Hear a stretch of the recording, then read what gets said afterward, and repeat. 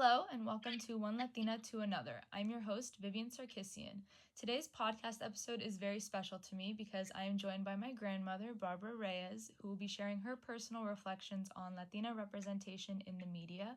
Noni, welcome, and thank you so much for joining me today. Hi, Vivian. Thank you. I just wanted to start off this podcast by asking you if you can tell me a bit about where you grew up and what your community was like. Okay, well, I grew up in Northern California. I think I was one of the earlier generations where I was a halfer. Now it's a lot more common, but then people were all one ethnicity. But I was half Italian, and I grew up in that community of Northern Italians, very light skinned. They're near the Swiss border. That's where they came from. And then my father was Mexican. So, but he was also pretty fair, not as fair as them, but most people thought he was Italian. So I was kind of confused, but when I saw my Mexican cousins, I only saw them a few times growing up. It was so fun. Aww. I just felt so connected, and they would always say, "Oh, she's so, so pretty," and they were always so sweet to me and loving. It was just great. Aw, I'm glad you had that exposure to your culture. And it makes me curious how maybe culture can show up outside of our communities. How did maybe those early images of Latina women in the media make you feel about yourself or your culture? Well, not very good. Like a big movie of the day was West Side Story, and they had Natalie Wood, who was a good actress, but they put her in dark makeup and cast her as Maria, the lead. Yeah. Whereas, and that was confusing and it was kind of denigrating. It was not good to see someone of my culture not representing. And then there was Rita Moreno, who's like wildly talented, being the second lead, but. Yeah. So it was a little insulting to see that. Yeah, I'm sure. I mean, not a lot has changed in the media since then, but I think since we've progressed a bit, and I'm curious, like, how you may see it now.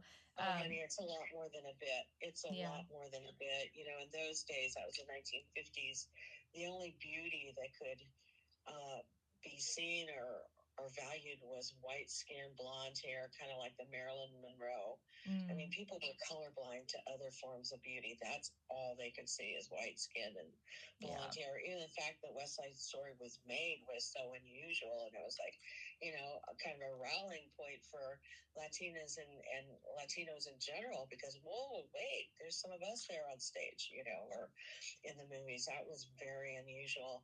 Yeah. Yeah, I bet. Do you have any current shows or actresses or characters that maybe stand out to you now, either in a positive or negative way?